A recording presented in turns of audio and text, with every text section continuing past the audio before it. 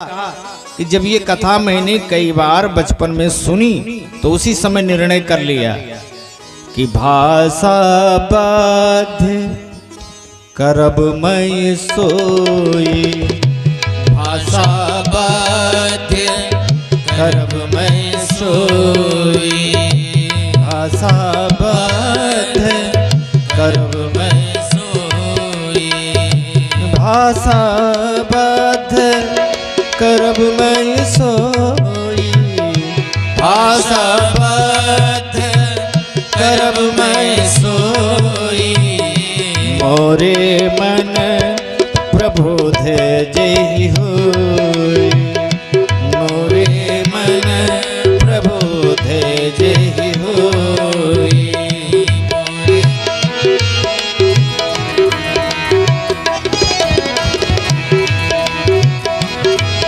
गोस्वामी जी ने कहा है कि उसी समय मैंने निर्णय किया कि अब मैं इस कथा को अपनी भाषा में लिखूंगा। विद्या अध्ययन करके भगवान की कथा को खूब सुना। तत्पश्चात तुलसीदास जी चित्रकूट चले गए।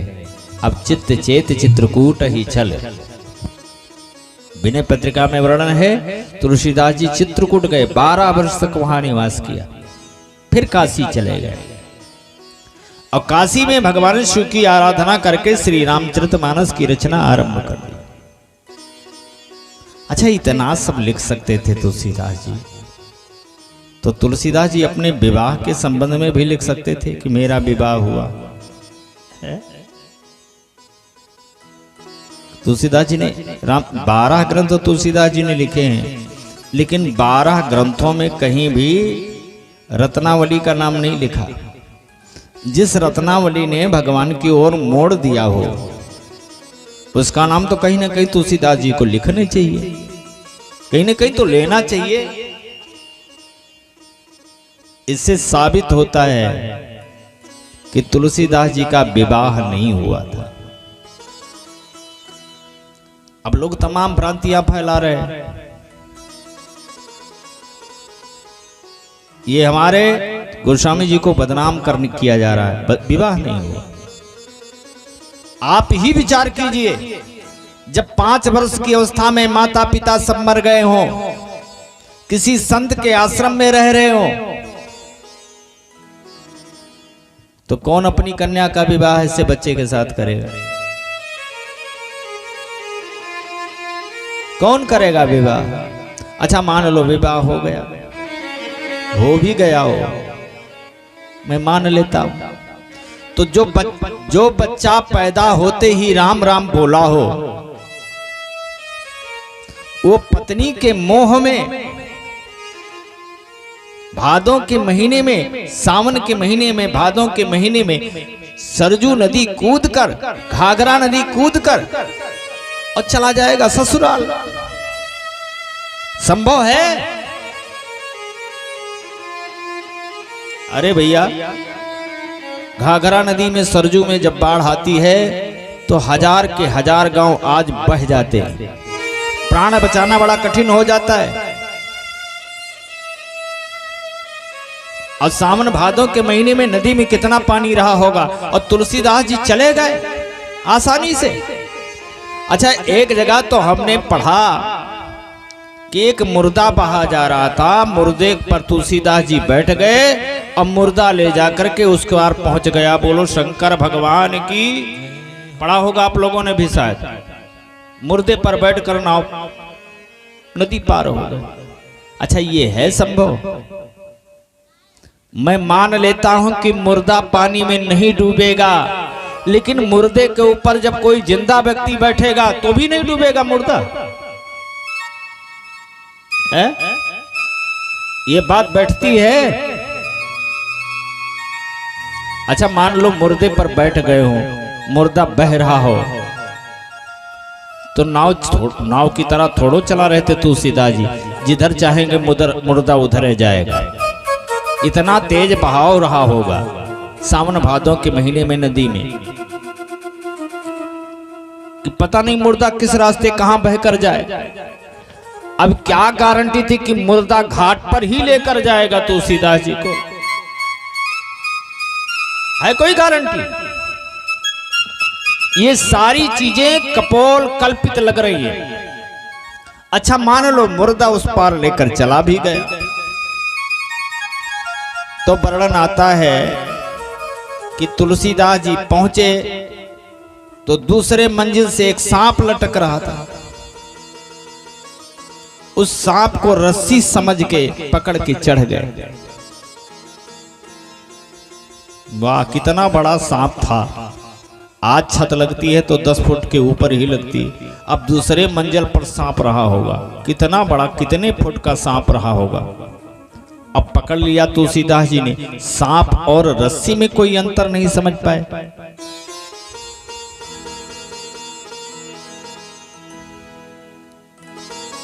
हमको तो लगता है कि गोस्वामी तुलसीदास जी का विवाह ही नहीं हुआ था। ये चीजें अलग से जोड़ी गई।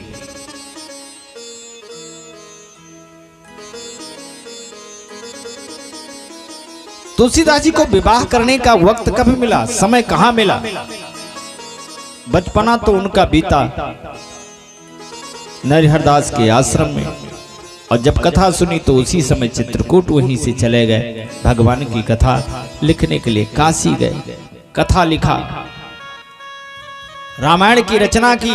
और रामायण की रचना करने के बाद संवत 1631 में अयोध्या आए, फिर अयोध्या लौट के आए। और संवत 1631 में तुलसीदास जी ने यह राम कथा अयोध्या में लोगों को सुनाई। कब विवाह हो गया? बंधुओं, चित्रकूट में गोस्वामी जी गए तो उस समय की घटना है कि एक बबूल के वृक्ष पर प्रतिदिन पानी डाला करते थे। आदत, स्वभाव, कोई प्रयोजन नहीं था। डालते डालते पानी डालते डालते जब कई महीने हो गए तो एक दिन उस बबूल के वृक्ष से एक प्रेत निकला। प्रेत ने देखा श्री गोस्वामी जी को, हाथ जोड़ा, प्रभु आपने हमारी बड़ी सेवा की, रोज पानी पिलाया है, क्या चाहते हो हमसे? गोस्वामी जी ने कहा कुछ और नहीं, अगर दे सकते हो तो हमें राम जी का दर्शन करा दो, और कुछ नहीं चाहिए। प्रेत ने कहा महाराज, अगर मैं राम जी का दर्शन कराने में समर्थ होता तो खुद दर्शन करके मैं मुक्त हो गया होता, प्रेत बनकर ना घूमता। मैं राम जी का दर्शन तो नहीं करा सकता, लेकिन राम जी के दर्शन का उपाय बता सकता हूं। कैसे? प्रेत ने कहा तुम चित्रकूट जाओ। चित्रकूट में श्री राम जी की कथा एक महात्मा कर रहे हैं। उस कथा में तमाम लोग श्रोता आते हैं, तमाम श्रोता आते हैं। श्रोता कथा सुनते हैं, लेकिन ध्यान रखना, अच्छा श्रोता तो वही है जो कथा में सबसे पहले आए, सबसे बाद में जाए। यह अच्छे श्रोता का लक्षण है।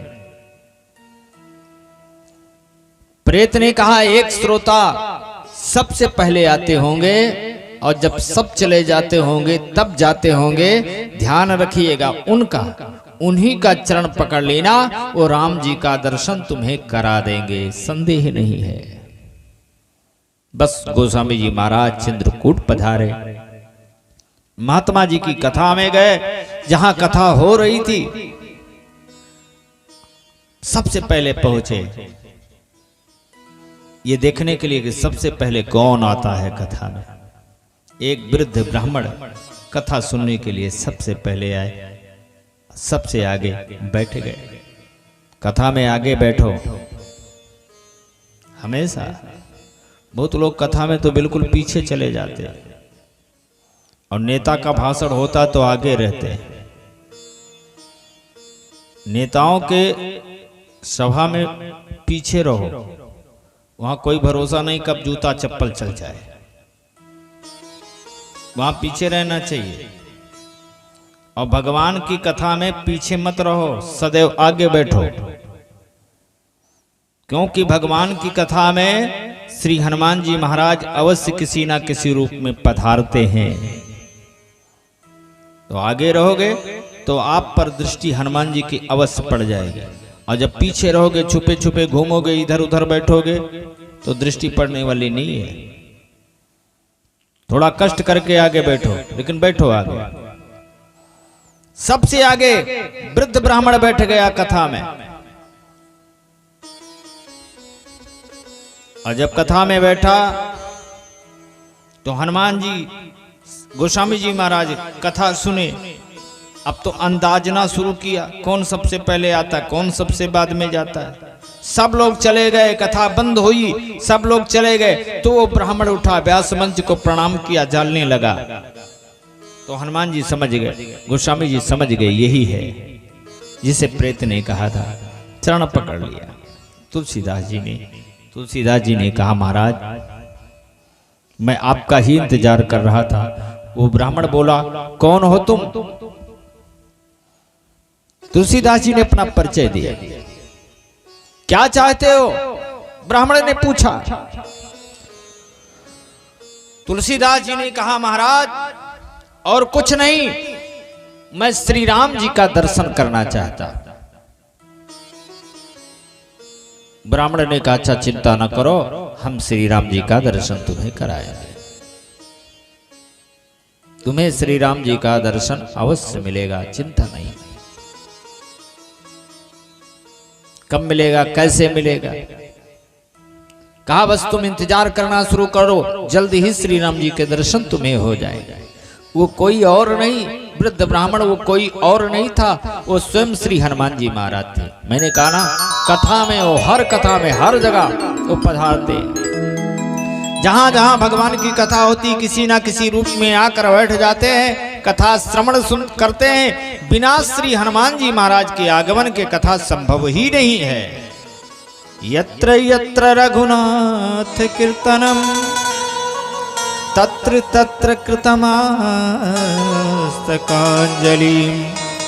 वाष्पवार परपूर्ण लोचनम मारुतिम नमत राक्षसांतकम। जहां जहां भगवान की कथा होती है, हनुमान जी महाराज वहां वहां विद्यमान रहते हैं।